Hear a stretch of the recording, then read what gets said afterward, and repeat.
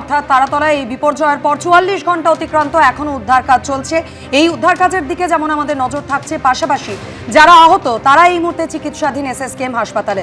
কথা বলে নেব, আমাদের অপর প্রতিনিধি সন্দীপ সরকার আমাদের সঙ্গে রয়েছেন। সন্দীপ, এই মুহূর্তে যেমনটা জানা যাচ্ছে ১৯ জন এই মুহূর্তে হাসপাতালে চিকিৎসাধীন, তাদের শারীরিক অবস্থা কেমন, হাসপাতাল সূত্রে কি খবর?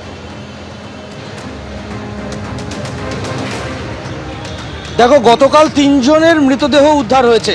রাত্রির 10টা নাগাদ একজনের মৃতদেহ উদ্ধার হয়েছে, রাত্রির 10টা 32 নাগাদ একজনের মৃতদেহ উদ্ধার হয়ে SSKM এ এসেছে, এবং গভীর রাতে রাত্রির 1:30 নাগাদ আরেকজনের মৃতদেহ উদ্ধার হয়েছে।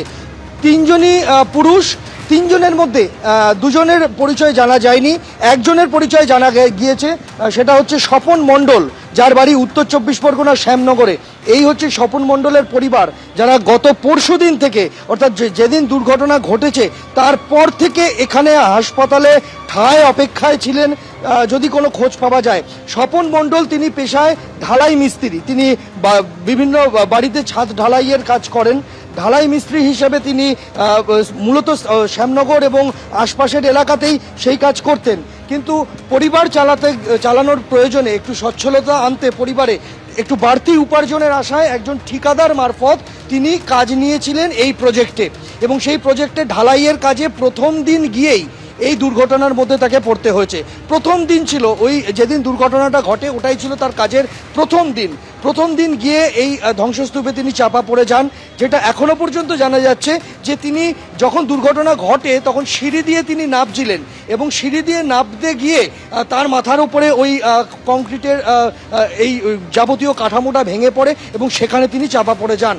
তারপর থেকে তার খোঁজ পাওয়া যায়নি। পরিবারের লোকজন তারা হাতে আধার কার্ড নিয়ে, ফটো নিয়ে ঠায় গত পরশুদিন থেকে SSKM হাসপাতাল আর ওই তারাতলার দুর্ঘটনাস্থল এই দৌড়ে বেরিয়েছেন। অবশেষে কালকে রাত্রি 10টা নাগাদ যে মৃতদেহ আসে, তার হাতে একটা তামার বালা ছিল এবং পায়ে কালো কালো সেখানে তাগা ছিল। তা দেখে চিনতে পারেন, শনাক্ত করতে পারেন যে দেহটা স্বপন মণ্ডলের, অর্থাৎ তাদের পরিবারের। স্বপন মণ্ডলের পরিবারের লোকজন রয়েছে। আপনারা মানে উনি ওই দিনই তো প্রথম কাজে এসেছিলেন, তাই না? মানে আগে অন্য জায়গায় কাজ করতেন? অন্য জায়গায় কাজ করতেন। ওই দিন মানে কন্ট্রাক্টর নিয়ে গেল, 6 দিনের কাজ আছে, ওখানে 6 দিনের কাজে ওই প্রথম দিনই গিয়ে এই দুর্ঘটনাটা। উনি কোথায় চাপা পড়ে গিয়েছিলেন কিছু বুঝতে পারলেন? কথা মানে কন্ট্রাক্টর ছিল, ও বললো মানে বাথরুম করবো, তার নিচে নামতে বলেছে, সিঁড়ি দিয়ে নামার সময় ওটা 5 মিনিটের মধ্যে মানে ধস নেমে গেল।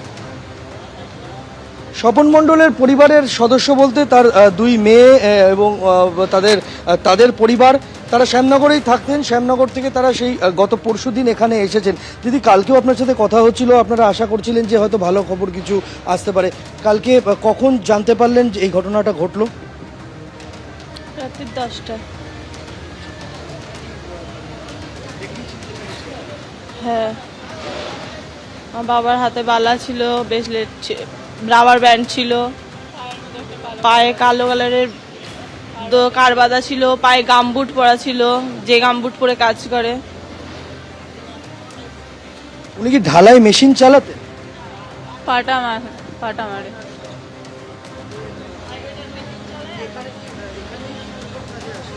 এখানে ফার্স্ট টাইম এসেছিল, মানে এত দূরে এসেছিল 6 দিনের জন্য কাজে, ফার্স্ট টাইম।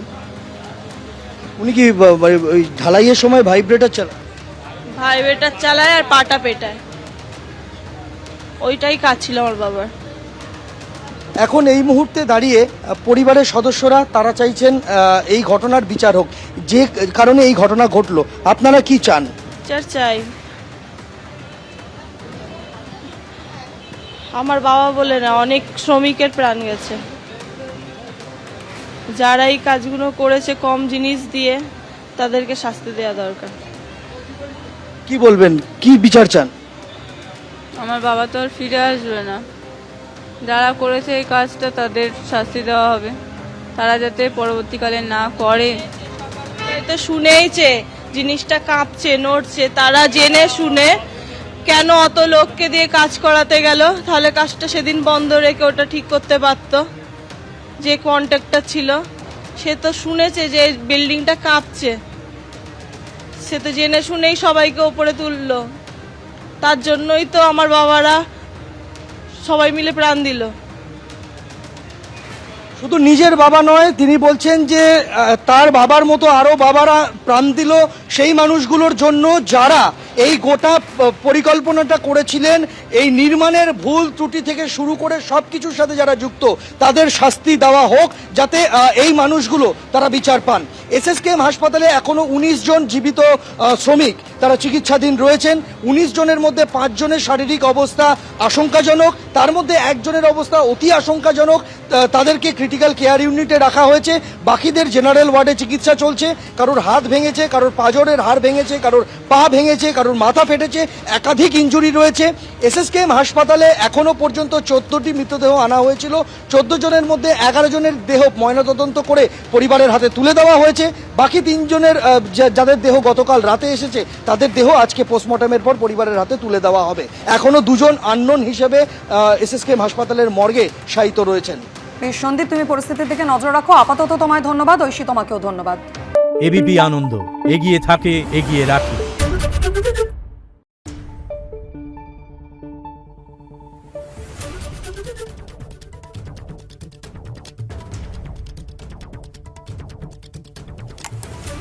Thank you.